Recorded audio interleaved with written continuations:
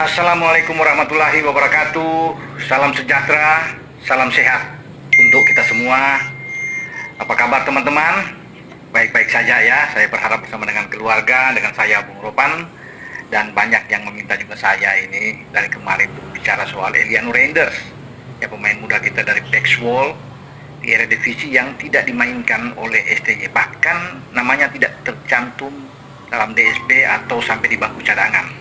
Ini yang banyak menyayangkan, mempertanyakan ada apa ini dengan Eliano sehingga STY tidak memainkan dia. Padahal Eliano baik-baik saja, bugar, siap untuk bertanding, siap untuk membela tim nasional, tapi dia berada di luar pemain-pemain yang ada di bangku cadangan dan dia harus bisa menonton. Ada 4 kalau kemarin melawan Jepang itu, termasuk Ramadan Sananta, ya Ivar yang tidak bisa bermain karena ada akumulasi, juga yang Cesayuri dan dengan Eliano. Padahal saya ini ingin melihat Eliano itu justru tampil, bahkan bukan di bangku cadangan.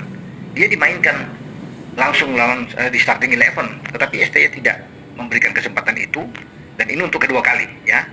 Setelah selepas dari Cina, dia juga tidak ada di sana, dia tidak bisa bermain ya, ada di luar bench bangku cadangan, sehingga membuat saya pikir wajar kalau Eliano ini kecewa.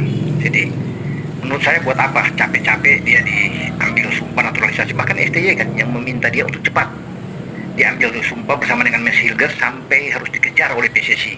Pak Arya Sinulinga bahkan dikirim, diutus untuk bisa mendampingi ini sampai ke Brussels, Belgia ya, dikejar mau sampai sore malam juga diambil sumpah harus, sehingga terdaftar melawan Bahrain dan melawan Cina. Itu yang diinginkan oleh STY. Maka setelah mereka mendapatkan warga negara Indonesia, terbanglah Mes dan juga Eliano. Eliano memang sempat dimainkan hanya 45 menit di babak kedua menggantikan Sandy Walsh saat menghadapi Bahrain. Tapi dia diberikan kesempatan untuk bermain di posisi bek kanan, posisi yang mungkin bagi Eliano bukan posisi terbaik dia. Dia menginginkan bermain lebih ke depan, mendorong sebagai pemain yang ada di winger, karena itu memang posisi dia terbaik, atau di gelandang serang. Tapi STY taruh di situ, dan mungkin tidak ada rasa puas bagi STY melihat penampilan perdana debut bagi seorang Eliano saat menghadapi Bahrain. Padahal di Bahrain kita hampir menang ya. Di menit-menit akhir kita tahu bersama bagaimana akhirnya kita harus bermain imbang 2-2 yang mestinya kita dapat 3 poin. Nah, sampai di Cina Eliano sudah tidak ada, namanya hilang ya. Di saat para netizen penggemar sepak bola Indonesia berharap bahwa saat menjamu Jepang di GBK kemarin itu dia akan bermain, dan hilang lagi. Wah, luar biasa ini apa yang dilakukan oleh STY. Nah, STY menjawab setelah habis pertandingan. Banyak yang bertanya, tentunya media ini penasaran kenapa Eliano tidak ada. STY sudah menjawab dengan ringan-ringan saja bahwa dia belum bisa tersedia, mungkin secara kualitas, atau dia belum bisa masuk di dalam tim ya, sehingga dia tidak memasukkan nama Eliano. Sangat disayangkan memang, karena kalau kita melihat di bench itu ada Hoki Caraka, ada Ferrari, ada Egi Maulana. Artinya di sini menggambarkan bahwa kelas Eliano itu di bawah mereka. Kalau mereka ada di bench cadangan, karena Hoki kita tahu bersama katanya main di Liga 1. Nah, Eliano bermain di Tier A, liga teratas di Eredivisie, dibantu dengan Pexwool. Itu juga yang membuat pelatih ya, rekan-rekan Eliano di Pexwool juga kaget juga ya, kenapa dia tidak bisa dimainkan, termasuk dengan kakaknya yang bermain di Milan ya, Eliano Reinders juga mengharapkan sekali bahwa dia ingin menyaksikan adiknya main ya saat menghadapi Cina atau dengan menghadapi Jepang. Tapi sirna semua ya, semua udah nggak bisa lagi bisa dilihat, dan pasti kecewa juga bagi Tiani ya.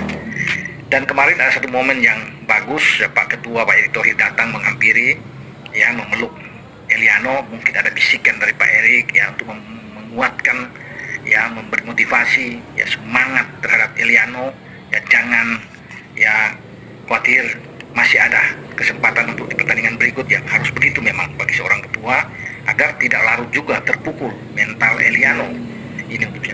Saya berpikir ya, dia bisa bermain. Kalau STY mengatakan bahwa dia belum tersedia, belum bisa bermain di timnya karena mungkin kalah kualitas dengan Hoki, juga pasti teman-teman bagaimana menurut teman-teman ya, kalau kelas dia di bawah Hoki ya, di bawah Egi semua ya yang ada di bench, padahal dia pemain yang bermain di Eredivisie. Eredivisie itu salah satu liga di antara 5-6 liga terbaik di Eropa, bukan di ASEAN. Kita aja kompetisi kita ya, Liga 1 di ASEAN itu ada di luar 3 besar, bahkan di luar 4 besar, tidak terhitung. Tetapi Eliano kalah bersaing, dan STY lebih memilih pemain-pemain yang ada yang saya bilang tadi itu. Dan ketika Pak Erik memeluk ini, saya pikir Pak Erik sudah memberikan sebuah ultimatum bagi STY untuk memaksimalkan apa yang sudah dia lakukan, karena ini perjuangan Pak Erik juga sebagai ketua umum ya. Untuk apa Eliano melepas semua kewajiban dia, semua hak-hak dia di Belanda ya, untuk sampai ke hari tua, mungkin dari masalah kesehatan semua kan di sana kan terjamin ya, orang nggak kerja aja dapat gaji kok. Jadi semua dia buang demi untuk Indonesia, demi untuk merah putih. Dia siap berkorban itu, dan dia siap datang. Dia ingin, artinya membalas kekecewaan masyarakat Indonesia terhadap kakaknya juga yang berharap dipanggil tapi akhirnya memilih Milan dan bermain di tim nasional Belanda. Dan dia menutup itu semua dan dia datang, dia siap bermain, tetapi dia tidak dipakai-pakai. Bahkan ada yang mengatakan itu dicampakkan lah dia ini ya oleh STY dan macam-macam lah. Tetapi ya saya pikir ya sudahlah ya, semoga STY ini bisa melihat lebih ke depan dan tidak perlu kita berpolemik panjang, tapi tetap Eliano harus semangat ya, kuat, sehingga dia bisa dipakai untuk bermain internasional. Masih ada pertandingan-pertandingan ke depan dan kita berharap semua bahwa dia bisa tersedia melawan Arab Saudi, paling tidak ada di bangku cadangan dan tidak lagi untuk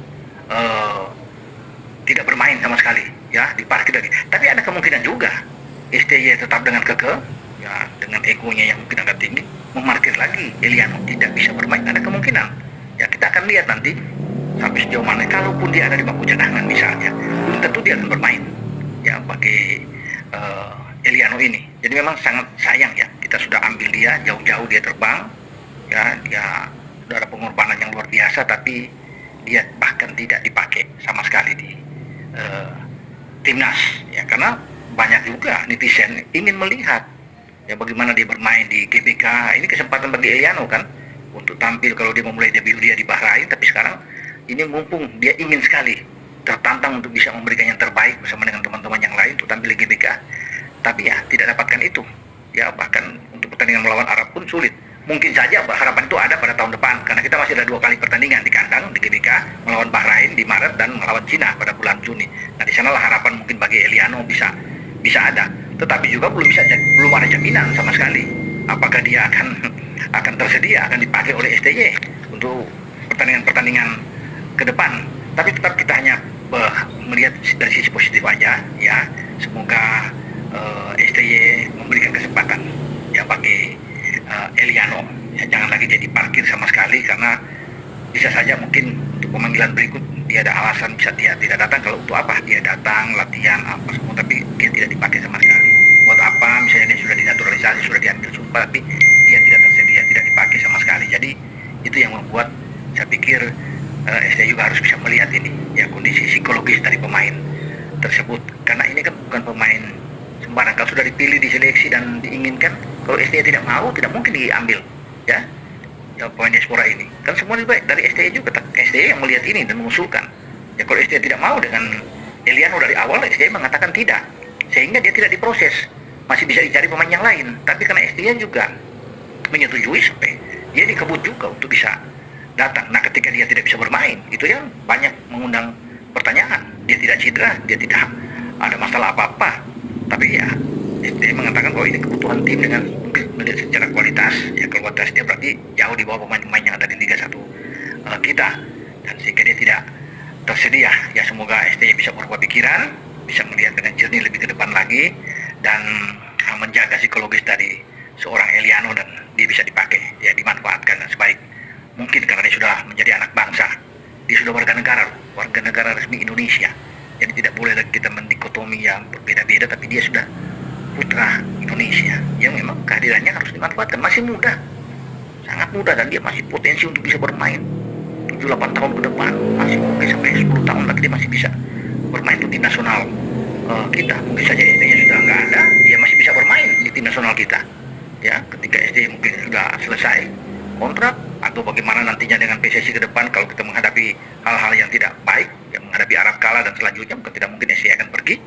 Keputusan dari PSSI tentunya, dan Eliano masih tetap ya. Pelatih boleh berganti-ganti pelatih, tapi pemain dia kan masih oke, masih tersedia. Nah kita berharap yang terbaik juga untuk Eliano nanti dalam pertandingan selanjutnya. Tetap semangat ya. Sekali lagi buat Eliano, Anda masih sangat potensial untuk bisa bermain di tim nasional Indonesia.